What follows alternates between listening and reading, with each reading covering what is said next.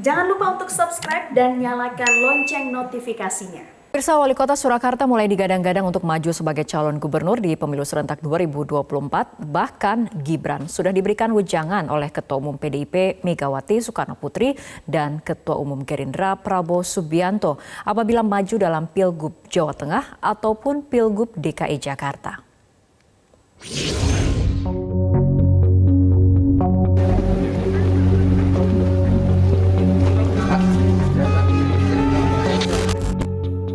Wali Kota Surakarta Gibran Rakabuming Raka buka suara soal saran dari sejumlah pimpinan parpol untuk maju dalam pemilu serentak 2024. Menurut Gibran, saat bertemu Prabowo dan Megawati di Jakarta, kedua pimpinan parpol mengaku telah memberikan wejangan apabila ia hendak maju Pilgub Jawa Tengah ataupun Pilgub DKI Jakarta. Namun putra sulung Presiden Jokowi ini menyatakan tidak ingin terburu-buru maju sebagai calon gubernur karena saat ini masih berstatus sebagai wali kota Surakarta. Ya intinya saya kemarin kan dapat kesempatan bersilaturahmi dengan Pak Prabowo, Ibu Megawati, semuanya ngasih masukan, semuanya memberikan arahan-arahan, kritikan-kritikan, evaluasi, ya semuanya kami terima. Untuk yang masalah tadi ya nanti dulu, saya fokus dulu di Solo. Ini kayak sekarang kan kita fokus persiapan para game. Nah itu, nanti dulu aja. Waktunya masih panjang, santai aja ya. Sebagai politikus dan kepala daerah, pengalaman Gibran relatif singkat. Ia belum genap 2 tahun memimpin kota Surakarta. Dari sisi kinerja, sulit untuk menilai gebrakan dan perubahan yang dilakukan Gibran dengan masa jabatan yang belum lengkap 1 periode. Namun jika melihat pamornya dalam hasil survei, Gibran berada di atas angin. Berdasarkan survei Carta Politika, elektabilitas Gibran paling moncer sebagai calon gubernur Jawa Tengah. Tingkat keterpilihannya mencapai 28,5%, jauh di atas nama-nama beken lainnya seperti Wakil Gubernur incumbent Tachi Yassin dan Wali Kota Semarang Hendrar Prihadi.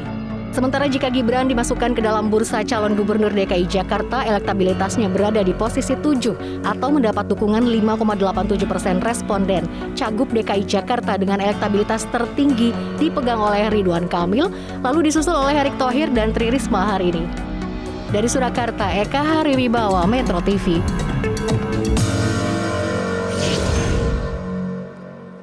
Meski baru memasuki tahun kedua sebagai wali kota Surakarta, namun Gibran Rakabuming Raka sudah dilirik sejumlah partai politik untuk diusung maju dalam pemilihan gubernur. Lalu apa kekuatan yang dimiliki oleh Gibran? Kita akan membahasnya bersama 2 narasumber, Ketua DPC PDIP Solo, Bapak FX Hadi Ruyatmo, serta analis politik Poltreking Hanta Yuda. Selamat malam Pak Rudi dan juga Mas Hanta.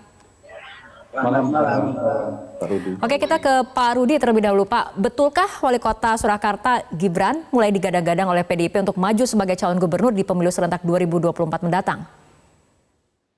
Ya, kalau menurut informasi yang saya baca, bahwa Ketua Umum PDI Perjuangan telah memberikan sinyal Gibran untuk maju pemilihan kepala daerah tahun 2024 di DKI maupun di Jawa Tengah. Hal ini merupakan salah satu hal yang harus kami sampaikan. Perbedaan pemilihan presiden dan pemilihan kepala daerah itu sangat-sangat jauh berbeda. Kalau pemilihan kepala daerah, kalau ketua umum sudah memberikan rekomendasi, partai berjalan. Kalau pemilihan presiden, kan kekuatan partai kita ini kan baru 20% lah untuk di parlemen, 19,33 di suara PDI Perjuangan. Nah, sehingga mestinya ketua umum sudah membuat kalkulasi perhitungan politik yang sangat matang. Nah, sehingga kalau mau mendorong Mas Gibran maju ke pilkada 2024 KI, itu pun juga bukan sesuatu yang baru, tidak. Namun kalau ketua umum sudah menyampaikan seperti itu, sudah itu akan selesai. Baik, Pak Partai Rudi. akan bergerak, semua partai akan bergerak semua. Oke, Pak Rudi, artinya dalam wejangan yang diberikan oleh Bu Mega kepada Gibran termasuk artinya restu untuk maju dalam pemilihan gubernur 2024? Ya, pasti. Karena yang menyampaikan adalah ketua umum yang mendapatkan hak prerogatif Kongres. Sehingga kalau ketua umum sudah menyampaikan seperti itu, suka tidak suka, partai mesinnya harus bergerak mulai sekarang. Ini yang mesti harus dilakukan. Namun semua itu kan mesti harus melalui tahapan proses yang ada di partai itu sendiri. Oke, Mas Hanta, tadi dikatakan oleh Pak Rudi sudah ada sinyal memang Gibran akan diberi restu ataupun sudah diberi restu untuk maju dalam pemilihan gubernur 2024 mendatang. Tanggapan Anda seperti apa? Ya, saya kira memang sekarang bisa dikatakan momentum Gibran ya, kita bicara momentum dulu. Dia punya peluang dua kekuatan. Satu, karena posisi sebagai wali kota Solo itu adalah panggung strategis hari ini. Karena di sana dulu Pak Jokowi sebagai Presiden Republik Indonesia ini juga berasal karir politiknya sebagai wali kota Solo. Meskipun beda karena Pak Jokowi relatif lebih lama periodisasi di sana. Yang kedua, ini yang lebih penting kekuatannya, nyambung tadi yang disampaikan oleh Pak Rudi, Mas Gibran ini adalah putra Presiden Joko Widodo.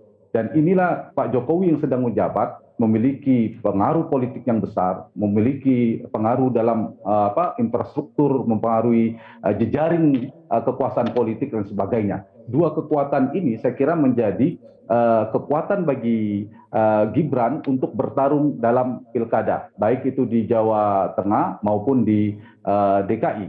Nah, di titik ini, di peluang politik ini saya kira Gibran memiliki potensi yang cukup besar untuk bertarung, dan itu ternyata dijawab oleh dua partai yang sejak awal mendukungnya, itu PDI Perjuangan dan Gerindra.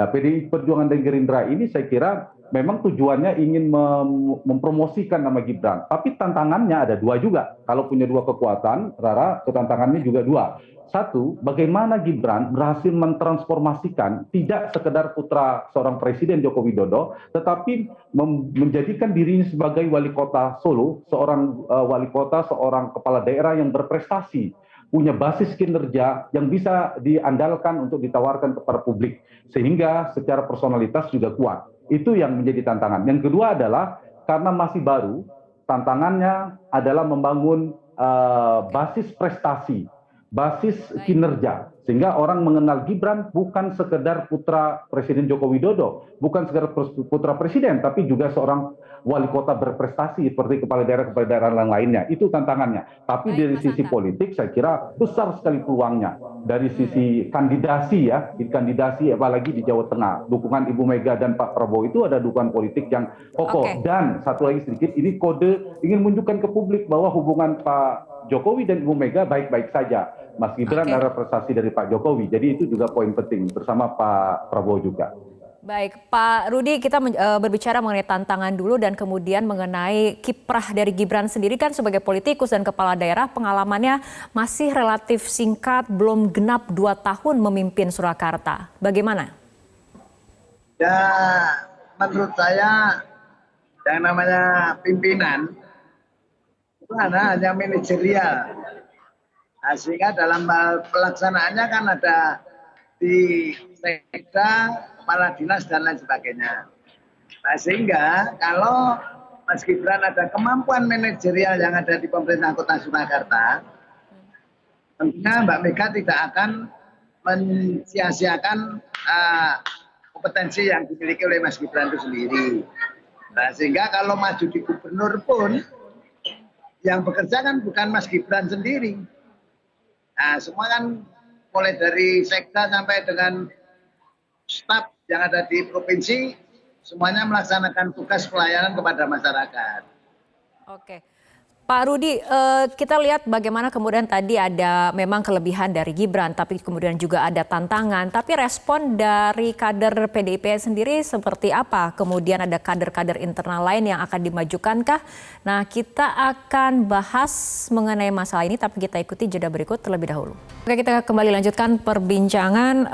Pak Rudi, dari internal PDIC Solo sendiri seperti PDIP Solo sendiri seperti DPC PDIP Solo sendiri seperti apa kemudian dengan adanya restu terhadap Gibran untuk maju dalam Pilgub? Bagaimana kemudian dengan kans kader-kader internal lainnya? Apakah artinya sudah tertutup pintunya? Jadi begini, kalau PDI Perjuangan kan sudah tersistem, sehingga kalau ketua umum itu sudah memberikan restu atau rekomendasi kepada calon kepala daerah, ya struktur partai sampai bawah itu tugasnya melaksanakan dan memenangkan. Perkara untuk di internal partai yang lain yang kepingin menjadi calon gubernur juga, itu resistensinya pasti ada. Namun ketika ketua umum itu memutuskan, ya semua kader itu pasti taat dan patuh terhadap Ibu Haja Megawati Soekarno Putri yang telah diberi mandat oleh Kongres Partai. Sehingga kami tidak akan mengukur DPC yang lain. Saya kalau DPC Solo ini kalau ketua umum bilang A, punya wajib A itu harus dijalankan dan menangkan. Oke, Mas Hanta, seberapa kuat jika Gibran maju dalam Pilgub ini dan mana yang lebih berpeluang ataupun berpotensi menang, maju di Pilgub DKI Jakarta atau Pilgub Jawa Tengah? Saya menganaloginya kalau Gibran maju di Pilgub Jawa Tengah itu seperti jalan tol peta jalannya. Kalau melalui Pilkada DKI ya jalan biasa. Jadi sangat potensial berpeluang besar memenangkan pertarungan di Jawa Tengah. Memang tadi seperti Pak Rudi sampaikan, dinamikanya, tantangannya di kandidasi, di pencalonan di internal PD Perjuangan. Bukan Gibran pun, Pak Rudi misalnya menjadi calon gubernur di Jawa Tengah, itu peluangnya besar karena mesin potensial PD Perjuangan luar biasa. Apalagi ditambah Gibran yang elektabilitasnya tinggi, anak putra Pak Jokowi, sekarang sedang menjabat menjadi wali kota Solo. Menurut saya paling realistis dan strategis adalah memenangkan Pilkada Jawa Tengah. Dan kalau maju Pilkada Jawa Tengah itu sudah separuh kemenangan ditempuh. Kalau di Jakarta tentu punya potensi ya, punya potensi iya, tapi peluangnya juga cukup keras pertarungannya karena ada figur-figur kuat di sana dan ada partai-partai punya mesin politik yang kuat. Nah itu dari sisi dinamikanya. Kalau di Jakarta itu pertarungannya dengan faktor eksternal, di Jawa Tengah di internal. Tapi ketika Ibu Mega sudah memerintahkan di Jawa Tengah misalnya itu ya pasti infrastruktur PD Perjuangan itu sangat mengikuti mesin-mesin PD Perjuangan mengikuti perintah Ibu Mega. Nah, dari dua hal ini menurut saya Rara adalah ada dua godaan ya. Ini dua pertarungan bagi Gibran. Apakah kita memberi publik atau Pak Jokowi memberikan kesempatan kepada Gibran untuk membangun legasi, membangun kinerja lebih kuat, lebih prestatif lagi, memiliki basis-basis seperti Pak Jokowi dulu kan bukan sekedar wali kota Solo. Pak Jokowi dikenal dengan SMK-nya, dengan berbagai macam kinerjanya dan sebagai dengan belusukannya dikenal merakyat. Nah, Mas Gibran harus membangun itu. Dia harus dikenal sebagai politisi apa, sebagai wali kota yang berprestasi atau tidak itu. Tapi ada godaan, kalau ingin membangun itu, ketika bapaknya atau Pak Jokowi, ayahnya Mas Gibran, bukan Presiden Republik Indonesia lagi, itu beda. Seperti AHY dulu bertarung di Jakarta kan kalah. Pengaruh kekuasaan tidak ada lagi. Nah, momentumnya sekarang, inilah namanya godaan, peluangnya ada di sekarang ketika Pak Jokowi sedang menjabat. Momentum politiknya ada di situ. Tantangan di situ. Bagaimana Gibran membangun kinerja. Dia tidak sekedar dikenal sebagai putra Jokowi, tapi juga dikenal seorang wali kota yang berprestasi. Itu yang harus dibangun Gibran ke depan. Oke, Pak Rudi tanggapannya?